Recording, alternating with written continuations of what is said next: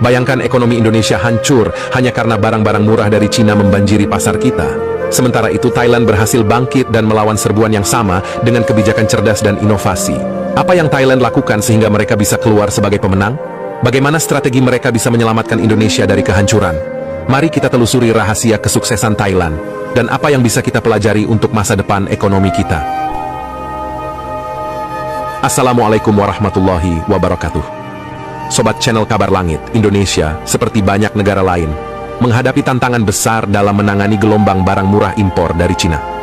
Pasar domestik Indonesia seringkali dibanjiri dengan produk-produk dari negara tirai bambu yang memiliki harga jauh lebih rendah dibandingkan produk lokal. Hal ini mengancam keberlangsungan industri dalam negeri yang kesulitan bersaing dari segi harga. Namun, Indonesia dapat mengambil pelajaran berharga dari negara tetangga, Thailand, yang telah menerapkan berbagai strategi untuk menghadapi tantangan serupa. Thailand, negara dengan ekonomi yang tidak jauh berbeda dari Indonesia, juga menjadi sasaran utama barang murah impor Cina. Meskipun demikian, Thailand berhasil merumuskan kebijakan yang efektif untuk melindungi industri lokalnya sambil tetap mengambil manfaat dari perdagangan dengan Cina. Salah satu langkah pertama yang dilakukan Thailand adalah memperketat regulasi impor. Pemerintah Thailand memastikan bahwa setiap produk impor yang masuk ke negara mereka harus memenuhi standar kualitas yang ketat. Hal ini tidak hanya melindungi konsumen Thailand dari produk berkualitas rendah, tetapi juga memastikan bahwa produk lokal yang berkualitas lebih baik memiliki peluang yang adil untuk bersaing. Indonesia bisa menerapkan langkah serupa dengan memperketat standar kualitas produk impor dan meningkatkan pengawasan di pelabuhan. Selain itu, Thailand juga gencar mendukung industri kecil dan menengah, IKM, dengan berbagai insentif. Pemerintah Thailand menyediakan fasilitas pinjaman dengan bunga rendah, pelatihan teknis, dan akses ke pasar yang lebih luas bagi pelaku IKM. Kebijakan ini membantu IKM meningkatkan daya saing dan kualitas produk mereka. Indonesia dapat meniru langkah ini dengan memperkuat dukungan terhadap IKM melalui kebijakan fiskal yang menguntungkan, pelatihan yang relevan, dan akses ke teknologi modern. Thailand juga berhasil memanfaatkan perdagangan bebas dengan Cina untuk keuntungan mereka. Melalui ASEAN-China Free Trade Agreement, ACFTA, Thailand menegosiasikan kesepakatan yang memungkinkan produk mereka masuk ke pasar Cina dengan tarif yang lebih rendah. Hal ini membuka peluang ekspor yang lebih besar bagi produk-produk Thailand. Indonesia bisa mengambil pendekatan yang sama dengan memaksimalkan keuntungan dari perjanjian perdagangan bebas yang sudah ada sambil tetap melindungi sektor-sektor yang rentan dari dampak negatif impor murah. Tidak kalah penting, Thailand juga mempromosikan kampanye nasional untuk mendukung produk lokal. Mereka berhasil membangkitkan rasa bangga konsumen terhadap produk dalam negeri melalui kampanye media yang masif. Konsumen Thailand diajak untuk membeli produk lokal yang berkualitas tinggi sebagai bentuk dukungan terhadap perekonomian nasional. Indonesia bisa mengadopsi strategi serupa dengan meningkatkan kampanye nasional untuk mencintai produk lokal, mendorong masyarakat untuk lebih memilih produk buatan Indonesia. Indonesia juga harus belajar dari kebijakan Thailand dalam diversifikasi ekonomi. Thailand tidak hanya bergantung pada satu sektor ekonomi, tetapi terus berinovasi dan mengembangkan sektor-sektor baru seperti teknologi dan pariwisata. Diversifikasi ini membuat ekonomi Thailand lebih tahan terhadap guncangan eksternal, termasuk banjirnya barang impor murah.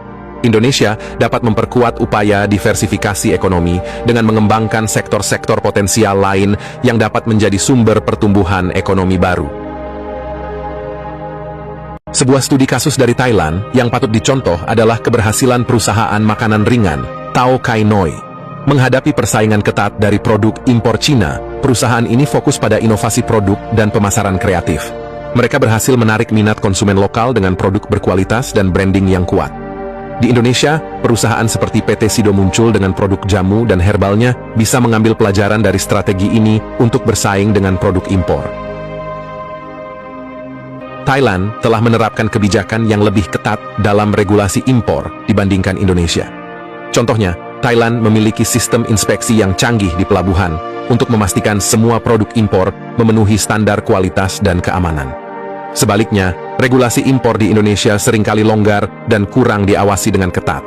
Memperbaiki sistem inspeksi dan regulasi bisa menjadi langkah penting bagi Indonesia untuk melindungi industri lokal. dampak sosial dari banjirnya barang murah impor tidak bisa diabaikan.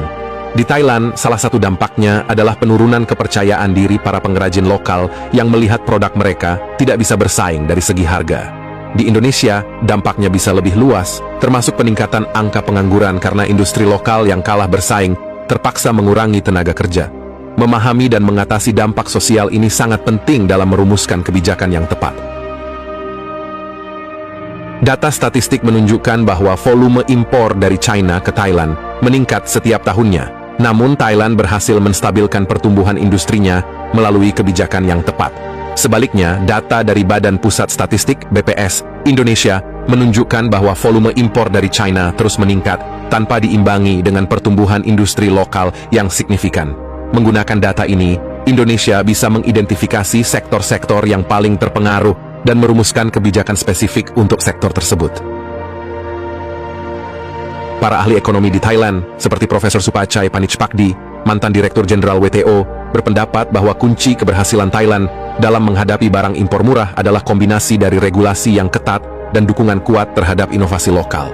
Di Indonesia, para ahli seperti Dr. Faisal Basri juga mengemukakan pentingnya inovasi dan dukungan pemerintah terhadap industri lokal untuk bersaing di pasar global. Selain Thailand, negara seperti Vietnam juga berhasil mengatasi tantangan serupa dengan mengembangkan sektor teknologi tinggi dan meningkatkan daya saing industri manufaktur mereka. Pelajaran dari Vietnam menunjukkan bahwa investasi dalam teknologi dan infrastruktur bisa meningkatkan efisiensi produksi dan mengurangi biaya, sehingga produk lokal bisa lebih kompetitif di pasar internasional.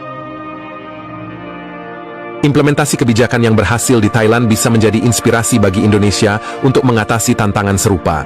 Dengan mengadopsi regulasi impor yang ketat, mendukung IKM, memaksimalkan perjanjian perdagangan bebas, mempromosikan produk lokal, dan mendiversifikasi ekonomi, Indonesia bisa mengurangi dampak negatif dari banjirnya barang murah impor dari Cina dan membangun ekonomi yang lebih kuat dan berdaya saing tinggi.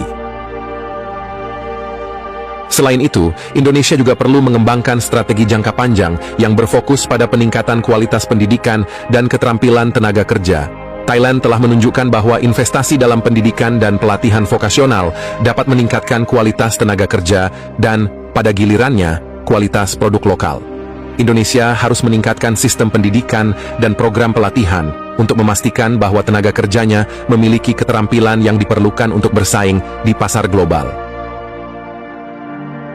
Dengan belajar dari pengalaman Thailand, Indonesia dapat menyusun kebijakan yang lebih efektif dalam menghadapi tantangan ekonomi yang diakibatkan oleh barang murah impor China. Langkah-langkah strategis yang tepat tidak hanya akan melindungi industri dalam negeri, tetapi juga mendorong pertumbuhan ekonomi yang berkelanjutan dan inklusif. Sobat channel Kabar Langit, terima kasih telah menonton video ini sampai akhir. Jika Anda memiliki pendapat atau ide tentang bagaimana Indonesia bisa belajar dari Thailand, tuliskan di kolom komentar di bawah. Jangan lupa untuk like video ini jika Anda merasa informasi yang disampaikan bermanfaat, dan subscribe ke channel Kabar Langit untuk mendapatkan update terbaru tentang isu-isu penting lainnya. Wassalamualaikum warahmatullahi wabarakatuh.